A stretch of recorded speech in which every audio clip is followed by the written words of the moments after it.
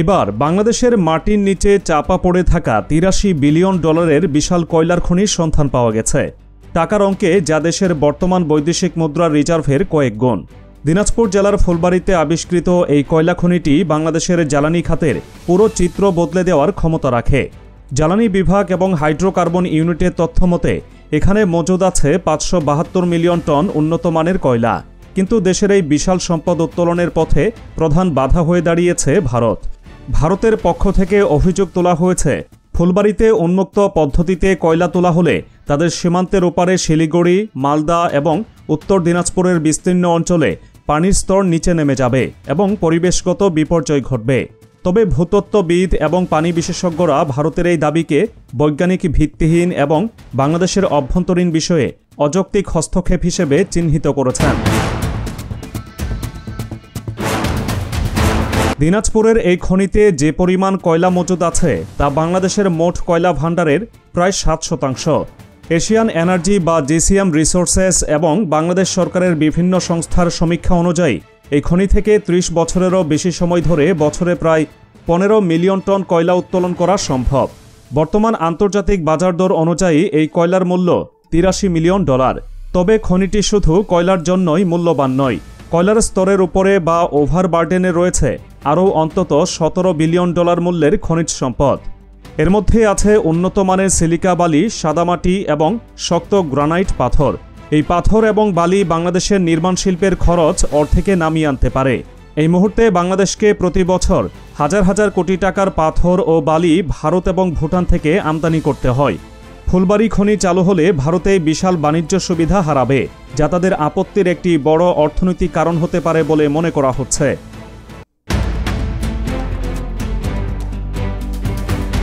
ভারতের আপত্তির মূল জায়গাটি হল পানির স্তর বা একুইফার। তাদের দাবি, ফুলবাড়ীতে বিশাল গর্ত করে বা ওপেন পিট পদ্ধতিতে কয়লা তুললে আশেপাশের অঞ্চলের ভূগর্ভস্থ পানি সেই গর্তের দিকে ধাবিত হবে।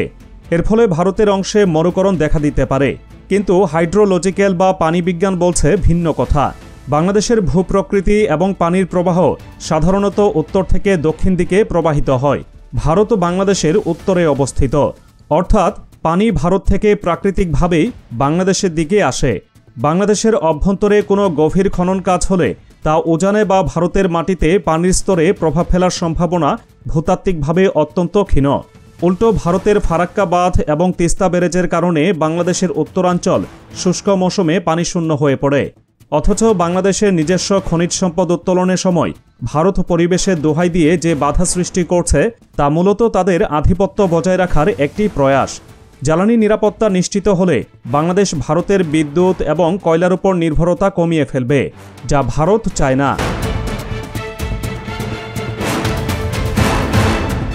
বর্তমানে বাংলাদেশে ৯টি কয়লাভিত্তিক বিদ্যুৎ কেন্দ্র রয়েছে। এর মধ্যে রামপাল, পায়রা এবং মাতারবাড়ির মতো মেগা প্রকল্পগুলো চালু রাখার জন্য প্রতিদিন প্রায় ৫৮,০০০ টন কয়লার প্রয়োজন হয়। এই বিপুল পরিমাণ কয়লার প্রায় পুরোটাই বিদেশ থেকে ডলারে কিনে আমদানি করতে হয়। ডলার সংকটের কারণে গত কয়েক বছরে বেশ কয়েকবার পায়রা এবং রামপাল বিদ্যুৎ কেন্দ্র বন্ধ রাখার নজির তৈরি হয়েছে। জ্বালানি বিভাগের হিসাব অনুযায়ী শুধুমাত্র কয়লা আমদানিতে বাংলাদেশকে বছরে গড়ে ৬ থেকে ৭ বিলিয়ন ডলার বিদেশে পাঠাতে হয়। ফুলবাড়ী খনি চালু হলে এই পুরো টাকা দেশেই থেকে যাবে। পাশাপাশি দেশের চাহিদা মিটিয়ে বিদেশে কয়লা রপ্তানি করার সুযোগও তৈরি হবে। কিন্তু ভারত থেকে চড়া দামে নিম্নমানের কয়লা এবং বিদ্যুৎ আমদানির সুযোগ রেখে দেওয়ার জন্য ফুলবাড়ী প্রকল্পটি বছরের পর বছর ফাইলবন্দি করে রাখা হয়েছে বলে অভিযোগ রয়েছে। খনি থেকে কয়লা উত্তোলনের পদ্ধতি নিয়ে দীর্ঘদিনের বিতর্ক রয়েছে। মাটির গভীরতা এবং কয়লার স্তরের অবস্থান বিবেচনায় ফুলবাড়ীতে উন্মুক্ত খনন বা ওপেন পিট মাইনিং এবং ভূগর্ভস্থ খনন বা আন্ডারগ্রাউন্ড মাইনিং এই দুই পদ্ধতির উপযোগিতা যাচাই করা হয়েছে।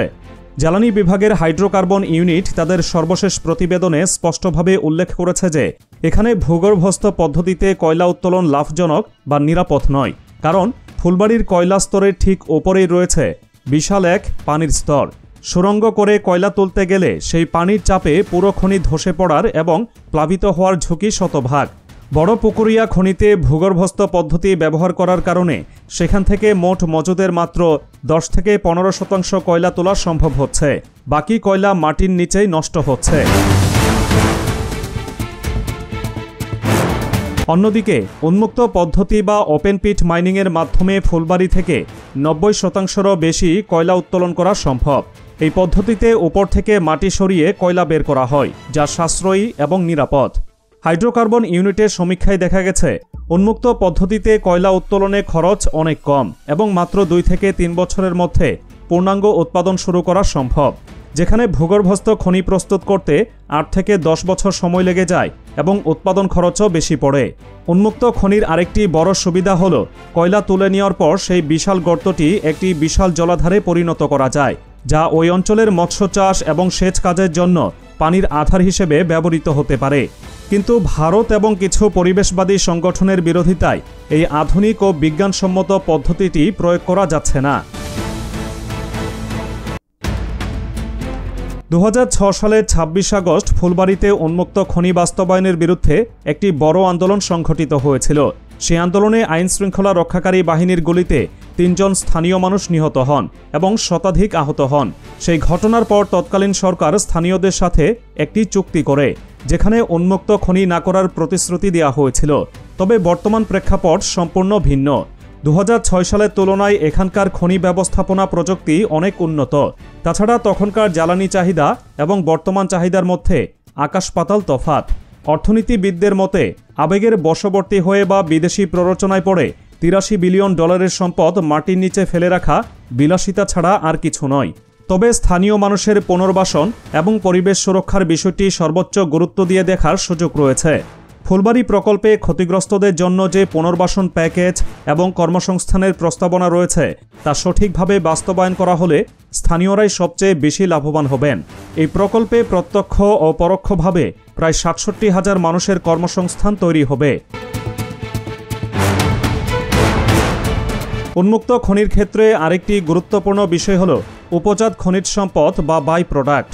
কয়লা উত্তোলনের জন্য যখন উপরের মাটি সরানো হবে তখন সেখান থেকে বিলিয়ন বিলিয়ন ডলারের নির্মাণ সামগ্রী পাওয়া যাবে। বাংলাদেশে বর্তমানে অবকাঠামো উন্নয়নের জোয়ার চলছে। পদ্মা সেতু, মেট্রো রেল বা বড় বড় দালান তৈরিতে যে পাথর ব্যবহার করা হয় তার বড় অংশ আসে ভারতের ঝাড়খণ্ড বা মধ্যপ্রাচ্য থেকে। ফুলবাড়ির 1.6 বিলিয়ন টন নুড়ি পাথর এবং বালি দেশের আগামী 50 বছরের নির্মাণ সামগ্রিক চাহিদা মেটাতে সক্ষম। এই পাথর এবং বালি উত্তোলন করা হলে দেশের নির্মাণ খরচ অবিশ্বাস্যভাবে কমে আসবে। ভারতের পাথর রপ্তানিকারকরা এই বাজার হারানোর ভয়েই মূলত ফুলবাড়ি খনির বিরোধিতা করছে বলে খনিজ সম্পদ বিশেষজ্ঞরা মনে করেন। পরিবেশের ক্ষতির কথা বলা হলেও ভারত নিজেই তাদের ঝাড়খণ্ড এবং ছত্তিশগড়ে শত শত উন্মুক্ত কয়লা খনি পরিচালনা করছে। সেখানে পরিবেশে দোহাই দিয়ে খনি বন্ধ রাখা হয়নি। অন্তর্বর্তী সরকারের কাছে এখন বড় চ্যালেঞ্জ হল জ্বালানি নিরাপত্তা নিশ্চিত করা। তারা একটি রোডম্যাপ তৈরি করছে, তবে চূড়ান্ত সিদ্ধান্ত হয়তো পরবর্তী রাজনৈতিক সরকারের উপর নির্ভর করবে। কিন্তু তথ্যের উপাত্তে এটা পরিষ্কার যে আমদানি নির্ভর জ্বালানি নীতি বাংলাদেশকে অর্থনৈতিকভাবে পঙ্গু করে দিচ্ছে। আদানি গ্রুপের সাথে বিদ্যুৎ আমদানির অসম চুক্তি এবং আন্তর্জাতিক বাজারে কয়লার দাম বৃদ্ধি বাংলাদেশকে চরম বিপাকে ফেলেছে। এই পরিস্থিতি থেকে উত্তরণের একমাত্র চাবিকাঠি দেশের নিজস্ব কয়লা। ফুলবাড়ি খনি থেকে প্রাপ্ত কয়লা দিয়ে 4000 মেগাওয়াট ক্ষমতার বিদ্যুৎ কেন্দ্র অনায়াসেই 30 থেকে 35 বছর চালানো সম্ভব। এর ফলে বিদ্যুতের উৎপাদন খরচ বর্তমানে ইউনিট প্রতি যে 12 থেকে 14 টাকা পড়ছে তা 4 থেকে 5 টাকায় নামিয়ে আনা সম্ভব হবে। সস্তা বিদ্যুৎ মানেই শিল্প কারখানায় উৎপাদন খরচ কমা এবং দ্রব্যমূল্য নিয়ন্ত্রণে রাখা। ভারতের আপত্তির আরেকটি কারণ হতে পারে সীমান্ত নিরাপত্তা ও জনবসতি। ফুলবাড়ি সীমান্ত থেকে খুব বেশি দূরে নয়। ভারত আশঙ্কা করছে খনি অঞ্চল ঘিরে যে বিশাল কর্মযজ্ঞ এবং জনসমাগম হবে তা সীমান্তের ওপারে তাদের নিরাপত্তা ব্যবস্থায় চাপ সৃষ্টি করতে পারে। তবে এটি একটি সার্বভৌম রাষ্ট্রের অভ্যন্তরীণ উন্নয়ন কর্মকাণ্ড। আন্তর্জাতিক আইন অনুযায়ী যে কোনো দেশ তার নিজের ভূখণ্ডে প্রাকৃতিক সম্পদ আহরণের পূর্ণ অধিকার রাখে, যতক্ষণ না তা সরাসরি প্রতিবেশী দেশের ক্ষতি করে। পানির প্রবাহের বিষয়টি বৈজ্ঞানিকভাবে প্রমাণিত না হওয়া পর্যন্ত ভারতের এই আপত্তি ধোপে টেকে না। বাংলাদেশ সরকার যদি শক্ত কূটনৈতিক অবস্থান নেয় এবং আন্তর্জাতিক বিশেষজ্ঞদের দিয়ে প্রমাণ করে যে ভারতের ক্ষতি হবে না, তবে এই বাধা অতিক্রম করা সম্ভব।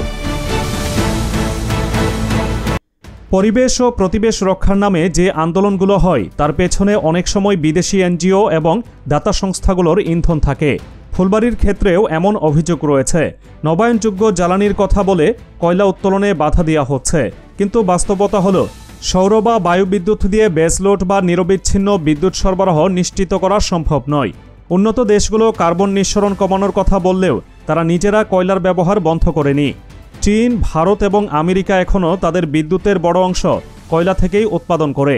বাংলাদেশের মতো উন্নয়নশীল দেশের জন্য মাটির নিচে থাকা নিশ্চিত সম্পদ ফেলে রেখে ব্যয়বহুল নবায়নযোগ্য জ্বালানির দিকে এখনই পুরোপুরি ঝুঁকে পড়া আত্মঘাতী সিদ্ধান্ত হতে পারে।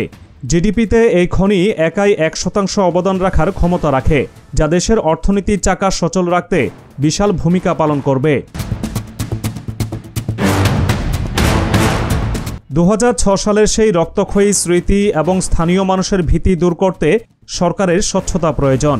হাইড্রোকার্বন ইউনিটের রিপোর্টে বলা হয়েছে, আধুনিক প্রযুক্তিতে পানি নিষ্কাশন বা ডিওয়াটারিং খুব নিয়ন্ত্রণযোগ্য। খনির চারপাশ দিয়ে গভীর নলকূপ বসিয়ে পানি সরিয়ে নেওয়া হবে, যা কৃষিকাজে ব্যবহার করা যাবে। এতে করে আশেপাশের কৃষিজমির উর্বরতা নষ্ট হওয়ার বদলে সেচ সুবিধা বাড়বে। তাছাড়া খনি ভরাট করার সময় উপরের উর্বর মাটি আবার ভরাট করে সেখানে বনায়ন করা সম্ভব। জার্মানি এবং অস্ট্রেলিয়ার মতো দেশগুলোতে উন্মুক্ত খনি শেষে সেই জায়গাগুলোকে পর্যটন কেন্দ্র এবং বিশাল হ্রদে রূপান্তর করার নজির রয়েছে। ফুলবাড়ীতেও অনুরূপ পরিকল্পনা বাস্তবায়ন করা সম্ভব, যা ওই অঞ্চলকে একটি উন্নত শহরে পরিণত করবে। তাই ফুলবাড়ী কয়লা খনি শুধু একটি খনি নয়, এটি বাংলাদেশের জ্বালানি স্বাধীনতা এবং ভারতের প্রভাব বলয় থেকে বের হয়ে আসার একটি বড় সুযোগ। মাটির নিচে $83 বিলিয়ন সম্পদ রেখে ভিক্ষার ঝুলি নিয়ে IMF বা বিশ্বব্যাংকে দাঁড়ে দাঁড়ে ঘোরা কোনো স্বাধীন দেশের কাম্য হতে পারে না। ভারতের অযৌক্তিক আপত্তি এবং ভুয়া পরিবেশগত উদ্বেগকে পাশ কাটিয়ে নিজস্ব সম্পদের সর্বোচ্চ ব্যবহার নিশ্চিত করাই এখন সময়ের দাবি। সরকার যদি সাহসিকতার সাথে এই প্রকল্প এগিয়ে নেয়, তবে বাংলাদেশ খুব দ্রুতই দক্ষিণ এশিয়ার অন্যতম ধনী এবং জ্বালানি সমৃদ্ধ দেশে পরিণত হতে পারে। আর যদি তা না হয়, তবে এই বিশাল সম্পদ মাটির নিচেই চিরকাল সুপ্ত থেকে যাবে, আর বাংলাদেশ চড়া সুদে ঋণ নিয়ে বিদেশি কয়লার উপর নির্ভরশীল হয়ে থাকবে। সিদ্ধান্ত এখন নীতি নির্ধারকদের হাতে। তারা কি জাতীয় স্বার্থ দেখবে নাকি প্রতিবেশী তুষ্টিতে ব্যস্ত থাকবে?